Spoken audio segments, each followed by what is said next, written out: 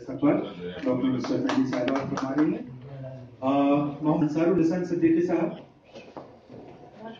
बहुत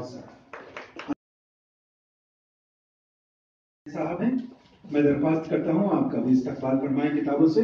डॉक्टर नुसरत मेहंदी साहिबा।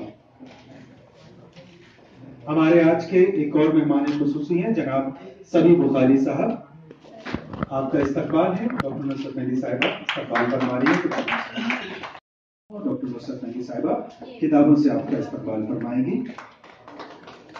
हर जगह देखता हूँ, हर खत्ते में देखता हूँ, हर लम्हे में देखता हूँ। और इस प्रोग्राम जो इस वक्त चल रहा है उर्दू सहाफ़त के ताल्लुक से, मीडिया के ताल्लुक से, बहुत ही दिलचस्प प्रोग्राम हो रहा है और इवेंट हो रहा है। उर्दू एकेडमी को इसके लिए मेरी तरफ से बतौर ख़ास मुबारकबाद।